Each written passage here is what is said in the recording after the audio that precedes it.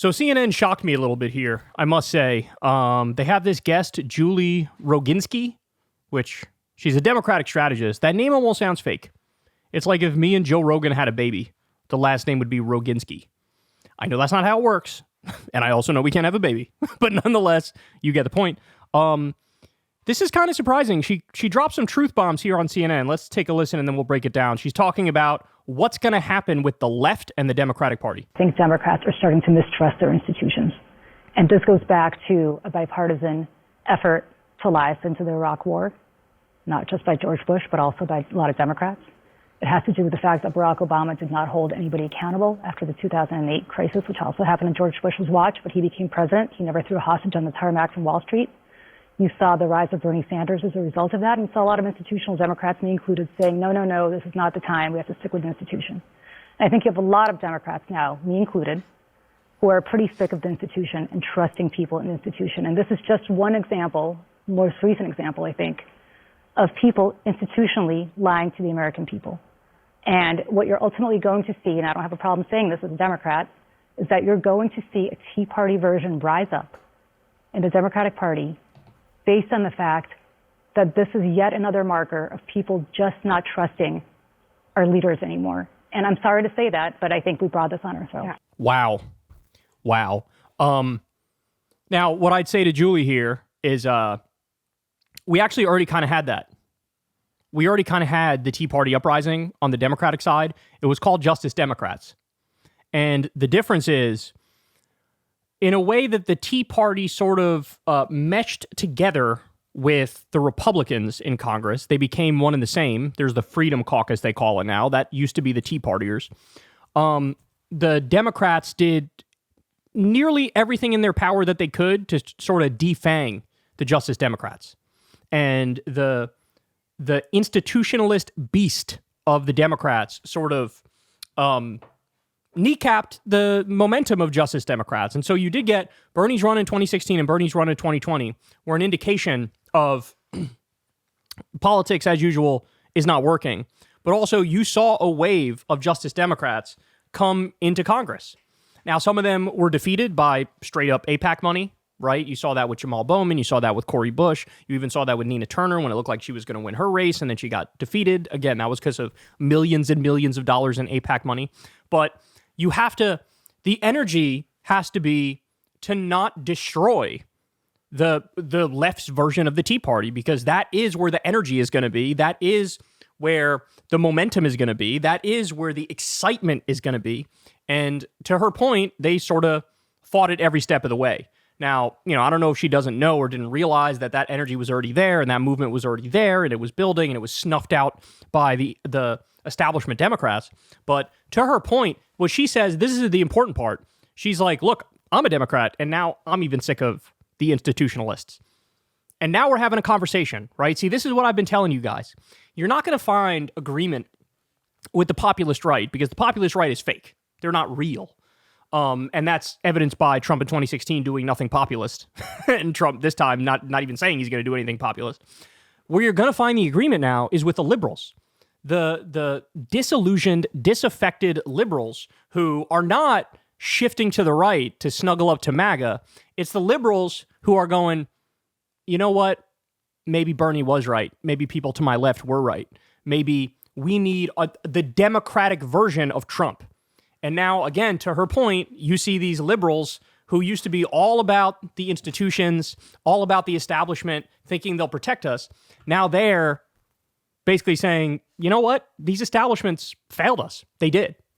They just did. Donald Trump won twice. He's 2 for 3 in elections and was almost 3 for 3. Clearly, what we're selling is not the solution. It's not the answer. It's not the long-term fix.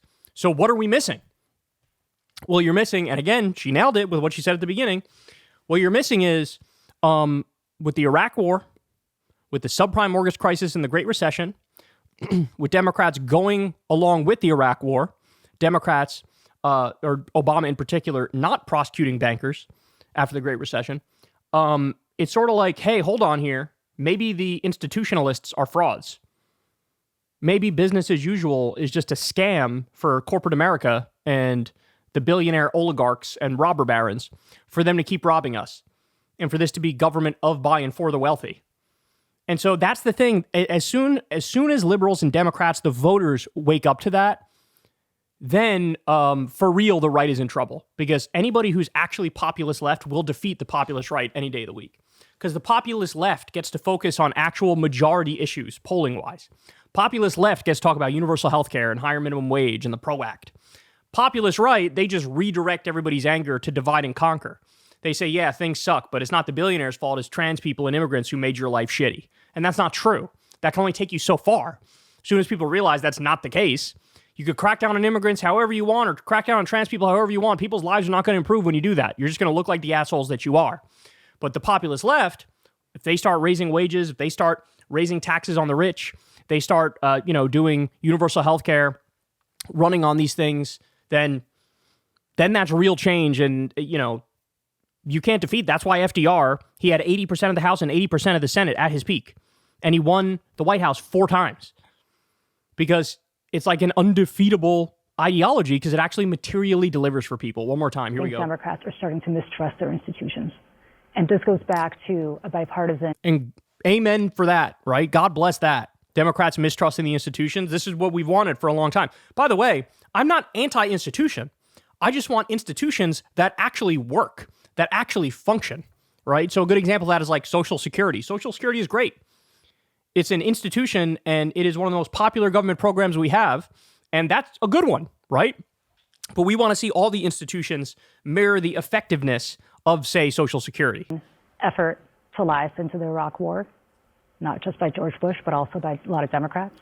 It has to do with the fact that Barack Obama did not hold anybody accountable after the 2008 crisis, which also happened in George Bush's watch, but he became president. Stop going along with the Republicans. Stop going along with the moneyed interests. This is the takeaway. He never threw a hostage on the tarmac from Wall Street.